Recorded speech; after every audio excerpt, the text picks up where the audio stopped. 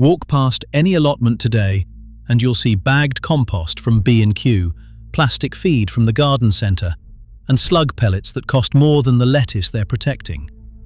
But the pensioners who held those plots 40 years ago spent almost nothing. They grew half their food on scraps, ash and rainwater, and they laughed at anyone daft enough to buy what the garden gave away for free. Number 14 on this list was quietly dropped from the gardening manuals after the war, yet it grows earlier crops than any heated greenhouse you can buy.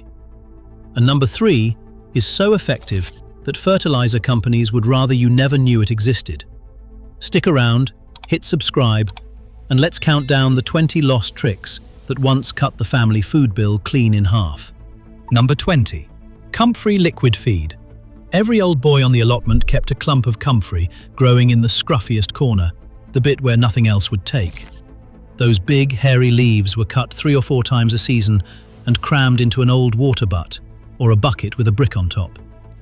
2 or 3 weeks later, you'd lift the lid to the worst smell imaginable, a black sludge that you watered down 10 to 1 until it looked like weak tea. That stinking brew was packed with potash, exactly what tomatoes and runner beans crave when they're setting fruit. A bottle of Tomerite costs you the best part of £5 today and runs out in a month. A comfrey patch costs nothing, grows back faster than you can cut it, and feeds the whole plot all summer. The pensioners knew the secret was in the smell. The stronger it stank, the better it worked. They'd hold their nose, tip it round the toms, and grow trusses that put the garden centre tomatoes to shame for the price of a handful of leaves. Number 19. The newspaper mulch. Before anyone sold rolls of black plastic membrane at £4 a metre, the old gardeners weeded with the Daily Mirror. After Sunday lunch, the red paper went out to the plot, laid 4 or 5 sheets thick around the cabbages and spuds, then weighted down with grass clippings or a scatter of soil. That soggy paper blanket smothered every weed beneath it, held the moisture in through a dry July, and rotted down into the soil by autumn, feeding the worms as it went. No hoeing for hours in the heat. No buying weed killer.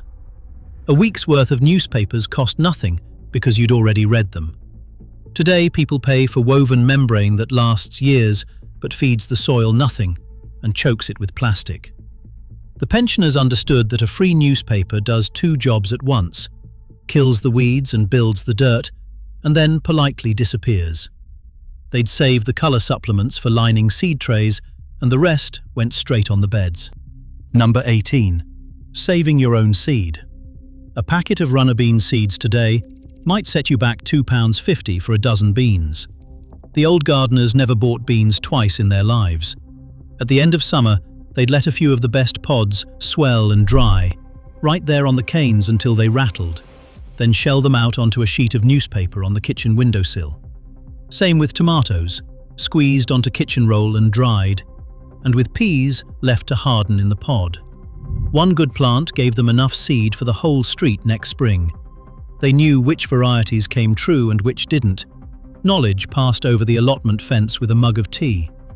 Seed companies depend on us for getting this, because a tomato that seeds itself for free is a tomato they can't sell you every January. The pensioners labelled their seeds in old envelopes and matchboxes, swapped them at the gate, and never once queued for a packet. A single saved bean became 100 dinners. Number 17. Chitting potatoes in egg boxes. Come February, every kitchen windowsill in Britain held a row of cardboard egg boxes, and in each little cup sat a seed potato, sprouting pale green shoots toward the light. This was chitting, and it gave the spuds a fortnight's head start before they ever touched the soil. The old folk knew to rub off all but the 3 strongest sprouts, so the plant put its strength into fewer, fatter potatoes rather than a tangle of marbles. Chitted spuds came up faster, cropped earlier, and dodged the worst of the blight that strikes late in a wet summer. The egg box cost nothing, the windowsill cost nothing, and a few weeks of patience turned a sack of seed potatoes into the earliest new potatoes on the street. People skip this step now and wonder why their crop is thin and late. The pensioners would tap a chitted spud, see those sturdy purple shoots, and know exactly when the first roast potatoes of the year would land on the plate. Number 16. Marigolds among the veg. To a modern eye, a row of cheerful French marigolds dotted through the tomatoes and brassicas looks purely for show. To a wartime gardener, it was pest control you could grow from a penny packet. The strong scent of the marigold confused the whitefly and masked the smell of the crops the bugs were hunting for, while the flowers pulled in hoverflies and ladybirds that ate aphids by the hundred. Nasturtiums did the same job as a sacrifice, luring the black fly off the beans and onto themselves. There were no bottles of bug spray under the sink, no neem oil ordered off the internet. There was a fistful of marigold seeds scattered between the cabbages every spring. Companion planting, the books call it now, dressed up as a clever new idea. The old gardeners just called it sensible. They knew which plants protected which, kept the soil busy, and brought a bit of colour to the dig. A plot edged in marigolds cropped cleaner than any plot drenched in chemicals. Number 15. Eggshells and coffee grounds. Nothing left the post-war kitchen that the garden couldn't use. Eggshells were rinsed, dried on the windowsill, then crushed to a sharp grit, and scattered in a ring round the hostas and lettuces. Slugs hate dragging their soft bellies over the jagged edges, so they turned back. The shells also slowly released lime into the soil, sweetening it for the brassicas. Used tea leaves and coffee grounds went straight onto the beds too, feeding the roses and the rhubarb with a slow drip of nitrogen. Today, people buy bags of horticultural grit and boxes of slug pellets that poison the hedgehogs along with the slugs. The pensioners turned their breakfast waste into free defense and free feed in the same motion. Not a shell, not a tea bag, not a spoon of coffee grounds wasted. They understood the plot and the kitchen were one system. The leftovers of one feeding the other, round and round, year after year, costing nothing but the habit of saving. Number 14. Forcing rhubarb under a bucket. First pattern break. Here is where the cleverness really shows. In late winter, while the rhubarb crown still slept, the old gardeners upturned a galvanized bucket, a tall chimney pot, or an old dustbin over the top of it, blocking out every scrap of light. Starved of sun, the plant grew anyway, frantically reaching upward, producing long, pale pink stems that were sweeter, more tender, and weeks earlier than rhubarb grown in the open. This is exactly how the famous Yorkshire forcing sheds work, the ones that grow rhubarb so fast you can hear it creak in the dark. A pensioner did it with a bucket and a bit of straw packed round for warmth, harvesting the first crumble of the year while everyone else was still waiting. A forced rhubarb crown gives you pudding in March for the price of nothing. The trick was lost when people decided rhubarb was old-fashioned. But that pale forced stem is the most expensive thing on the greengrocer's shelf in spring, and the pensioners grew it under a leaky bucket. Number 13. Nettle tea for greens. Comfrey fed the fruit, but nettles fed the leaf. Those stinging weeds that everyone else hacked back in disgust were gold to the old gardeners. They'd pull a bucketful with gloved hands in spring, when the nettles were young and full of nitrogen, cover them with rainwater, and leave them to rot down into a green, evil-smelling liquid. Diluted and poured round the cabbages, lettuces and leeks, it pushed out lush green growth for nothing. Nettles also made the finest compost activator going, a few handfuls thrown on the heap to get it cooking. A bag of general-purpose feed costs money and arrives in plastic. A patch of nettles arrives uninvited and gives all season. The pensioners never wasted a sting. They knew where the best nettle bed grew, kept it to themselves, and treated those weeds as a crop in their own right. The very thing the modern gardener sprays to death was the secret engine of the wartime allotment. Number 12. The vegetable clamp. Second pattern break. Now this one will sound like madness to anyone with a fridge.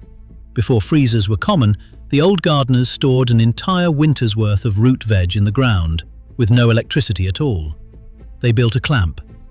On a well-drained patch, they laid a thick bed of straw, piled the carrots, parsnips, swedes and beetroot into a long pyramid, covered the whole lot in more straw, then sealed it with a skin of soil patted down firm, leaving a little twist of straw poking out the top to let it breathe.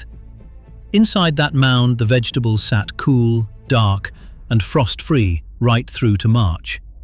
You simply opened one end, took what you needed for the week, and sealed it back up. No electricity bill, no freezer humming in the shed. A clamp held hundreds of pounds of food for free. The knowledge vanished the moment chest freezers got cheap, but the clamp never broke down, never needed defrosting, and kept a parsnip as sweet in February as the day it was lifted. Number 11. Beer traps for slugs. The cheapest defense on the whole plot came from the bottom of a bottle.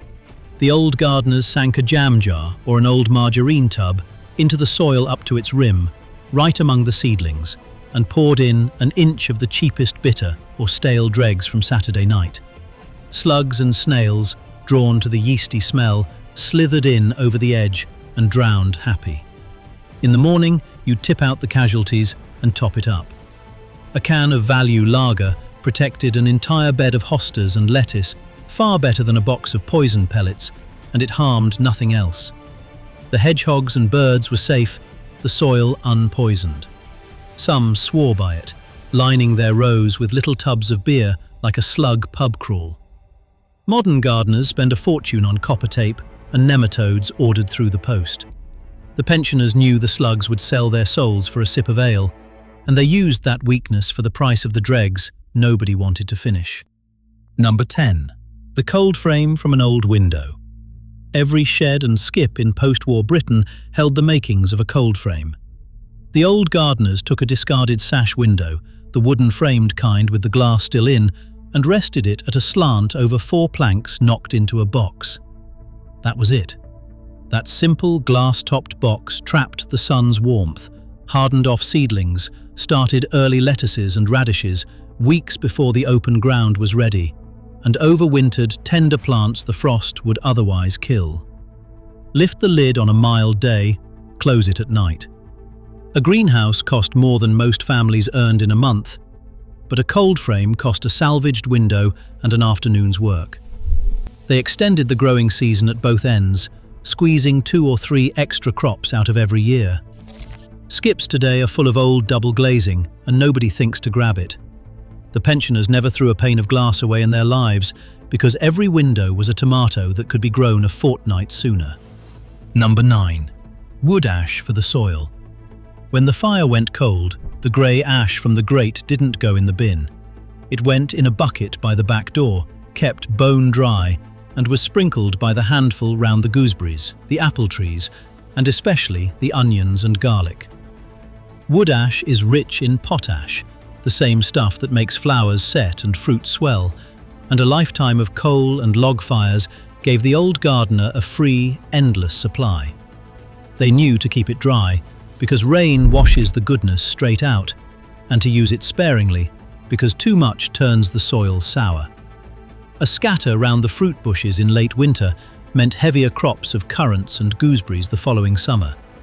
Today, people buy sulfate of potash in a tub. The pensioners pulled it out of the fireplace every morning for free, closing the circle between the warmth that heated the house and the food that filled the table. Nothing burned was ever truly gone. Number 8. Soot from the chimney. Third pattern break. Controversy incoming, because this one's largely banned now. The old gardeners kept a soot bag. When the sweep came through, or when they raked out the chimney themselves, the fine black soot was bagged up and hung in the shed for a few months to weather before use. Sprinkled in a thin black line along the carrot and onion rows, it deterred the carrot fly and the onion fly, whose maggots could ruin a whole crop. Weathered soot also added a slow trickle of nitrogen and warmed the soil with its dark colour, drawing in the spring sun.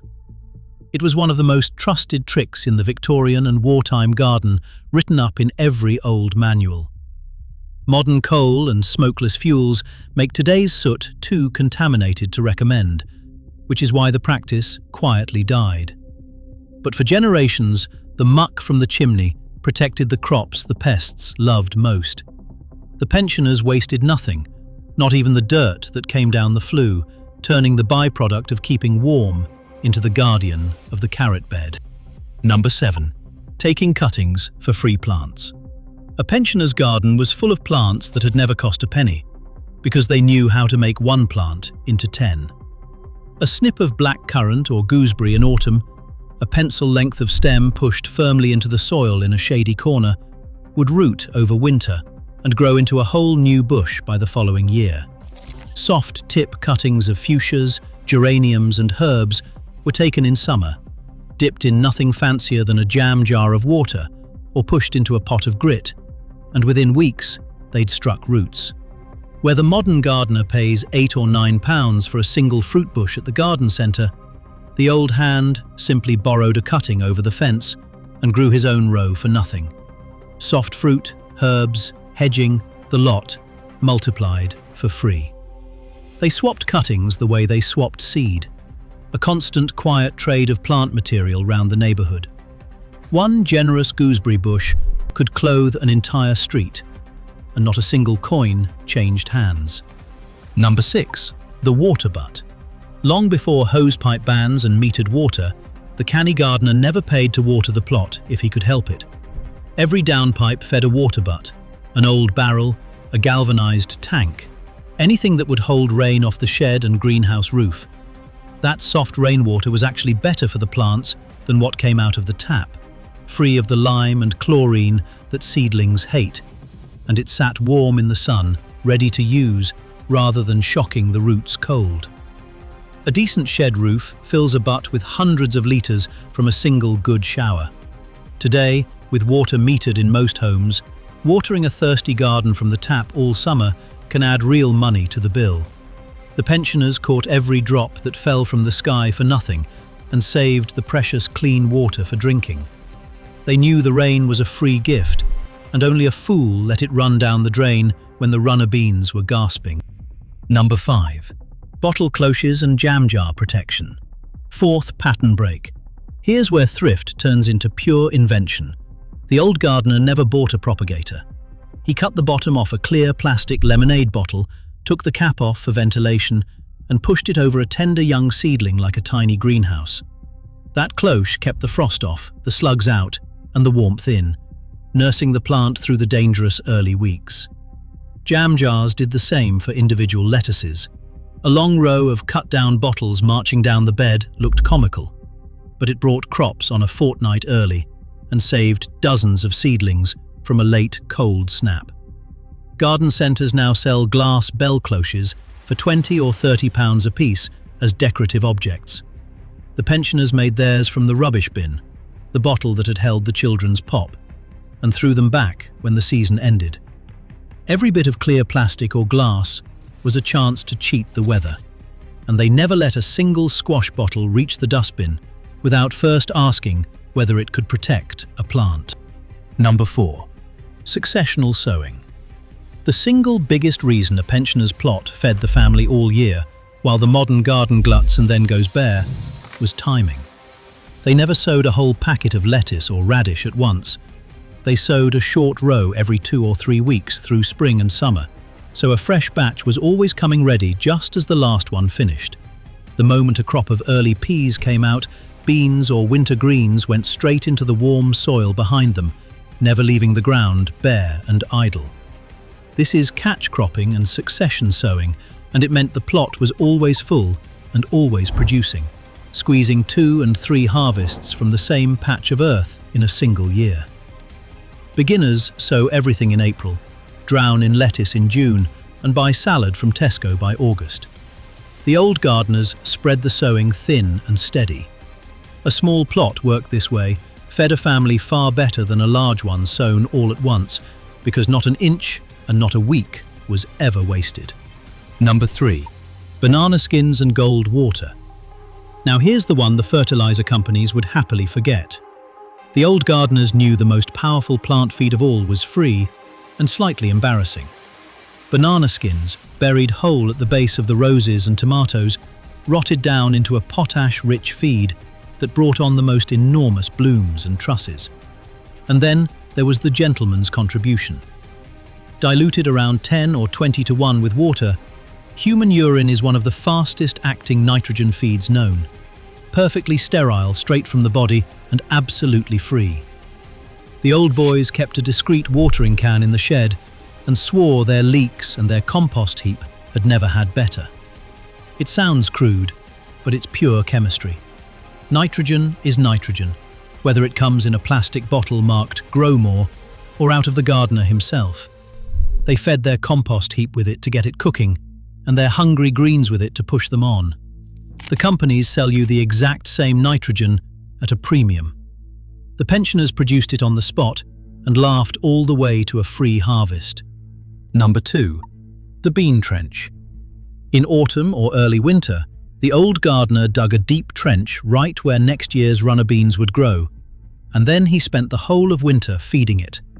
Every vegetable peeling, tea leaf, crushed eggshell, soaked newspaper, and kitchen scrap went into that trench instead of the bin, layer upon layer, slowly rotting down into rich, black goodness right where the beans would need it most. By spring, the trench was filled in, topped with soil, and the beans were sown straight over the top of a buried larder. As their roots drove down, they hit that store of moisture-holding, nutrient-packed compost, just as the long, hot days of summer threatened to dry them out. The result was runner beans by the bucket load, pods so long and tender that one plot could feed a family and half the neighbours too. No bagged compost, no feed, just a winter's worth of waste turned into the heaviest crop on the allotment. The kitchen bin fed the bean trench, and the bean trench fed the family. And finally, number 1. The compost heap and the hotbed. Everything on this list flows back to this, the beating heart of every pensioner's garden, the compost heap. Nothing organic ever left the property. Grass clippings, leaves, peelings, weeds, paper, ash in moderation, all of it piled in a corner pen made of old pallets and turned with a fork until it broke down into dark, sweet-smelling crumb worth more than anything in a bag. That free compost fed the entire plot, year after year, building soil so rich it grew vegetables the size of which we rarely see today. And the masters went further still. They built a hotbed, a great mound of fresh, stable manure, packed down and topped with soil, which gave off real heat as it rotted, enough to grow early lettuces, melons, and cucumbers in the dead of winter without a scrap of fuel. This was Victorian central heating for vegetables, free warmth pulled out of muck. The compost heap turned waste into wealth, and the hotbed turned rot into ripeness. No garden centre, no feed, no fuel. Just the patient understanding that the soil gives back exactly what you put in, and that a well-fed heap is the closest thing to free food a family will ever own. So there you have it, the 20 lost tricks that fed Britain for next to nothing. Here's my challenge. Pick just one this week. Start a comfrey feed, sink a beer trap, chit your spuds, or dig a bean trench. And tell me in the comments which one you tried. I want to know if your nan kept a soot bag, or whether your granddad really did have a secret watering can in the shed. Because these weren't just garden tricks. They were how a generation halved the food bill with their bare hands. They knew. Now you know too.